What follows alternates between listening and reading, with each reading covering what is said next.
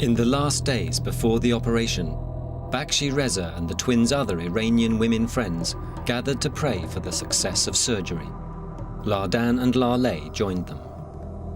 They were so happy. They said this time next week we will be separated. And one of us will be sitting here and the other one will be sitting there. And with joy I told them, and I will be sitting between you.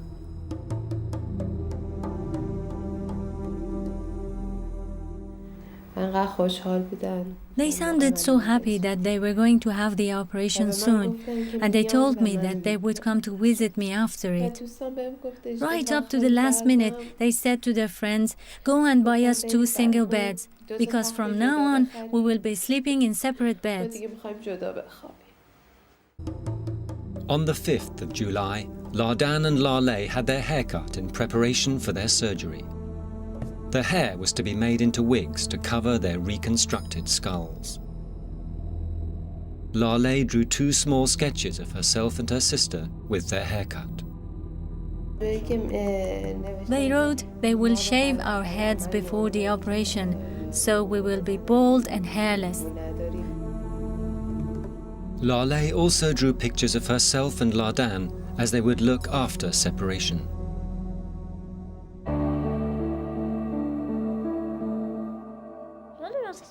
Lala, are you tired of me? Not really, only when we argue. I see. How about you? Me? I don't like it when you're ill-mannered. Everyone knows that. Whenever you're like that, I want to be separated and get rid of you. But on the whole, I don't mind it. Just before the operation, the twins issued a letter to the press. Both of us have started on this journey together, And we hope that the operation will finally bring us to the end of this difficult path, and that we may begin our new and wonderful lives as 2 separate people. 2 lifetimes of frustration were about to end, for good or ill. It was an enormous responsibility for Dr. Go and his fellow surgeon, Dr. Ben Carson. They asked me to take care of them and to make sure that they would be all right. And I said, don't worry, everything will be fine. And then they said, "Where's Ben?" So he came forward and they said, "Please, we are your children.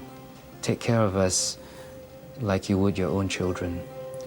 And he said, "Of course I will, don't worry.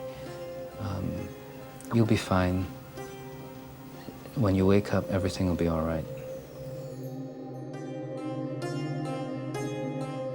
It was time for the twins to say goodbye to the friends who had supported them during their 8-month stay in Singapore.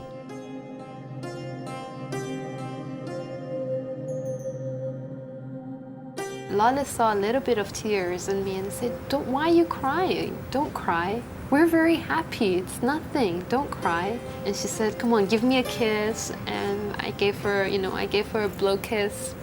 They said, "No, you have to give me a real kiss." And I gave Laleh a kiss first, and then to Ladan, and then I told them, "Be strong," and they hold their strong hands, and they said, "Bye-bye." Just before 10 a.m. on July the 7th, 2003, the twins in a huge double bed were pushed into the operating theatre. A wait of nearly 30 years had ended at last.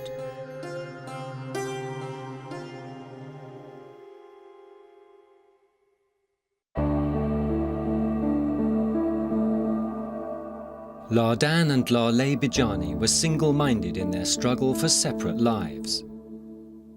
Now they had that possibility, but only if their difficult marathon operation was a success.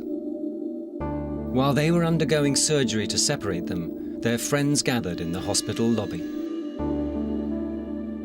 TV and newspapers fed the world's appetite.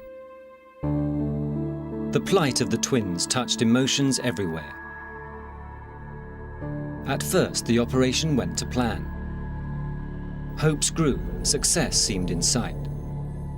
After 30 hours, the construction of the new bypass vein was completed. A blockage was cleared and the blood flowed freely again. There was a great feeling of anticipation that, hey, we could pull this off. And then we began seeing bleeding. The network of veins, venous structures around the twins' brains had burst unexpectedly. The venous structures down here, the deep part, they don't look particularly abnormal or too large. But somehow during the course of the surgery, these areas became abnormally dilated and expanded into huge venous lakes from which we had the uncontrollable bleeding. After 50 hours on the operating table, Ladan, the stronger, dominant twin, was losing her fight for life. There was really no turning back, and we had to quickly complete the disconnection and then try and stop the hemorrhage. In that situation, you know, the tension level rises and people start working a lot faster, and we knew we had to just quickly get on with it and finish the separation. There was nothing Dr. Go and his team could do.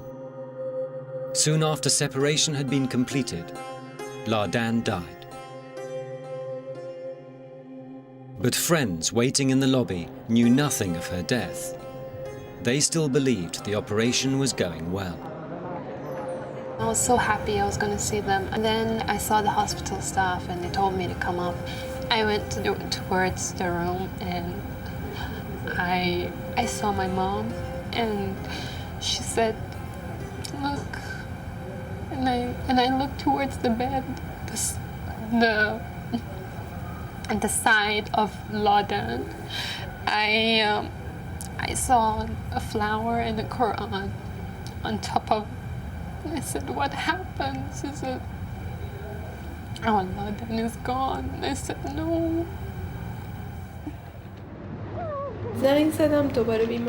I telephoned the hospital and spoke to one of my friends there.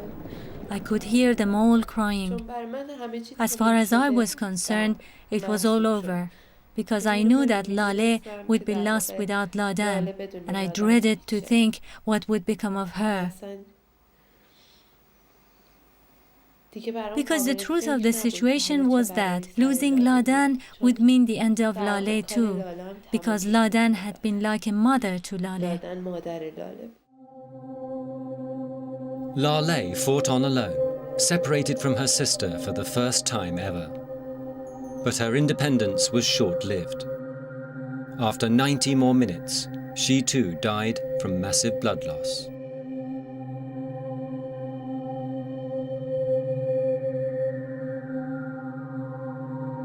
The mood and the atmosphere in the operating theatre was completely flat.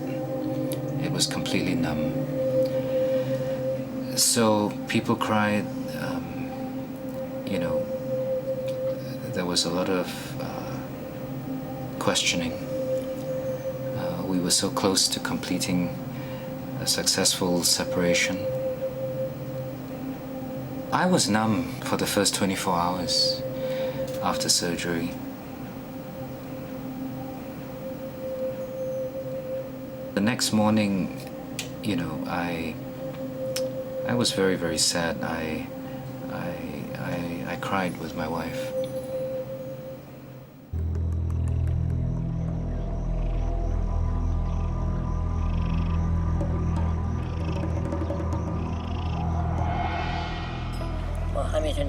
I was sitting here after lunch. My nephew just came and sat next to me. I said, "Tell me what's happened. Are the children dead?" He said, "Yes." I said, "God knows best. It's all in God's hands."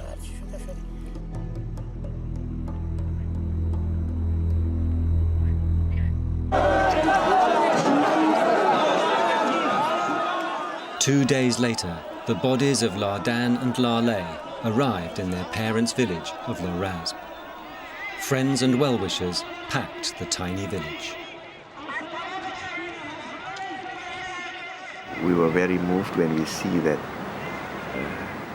their dreams came true, that when they went back to Iran as 2%.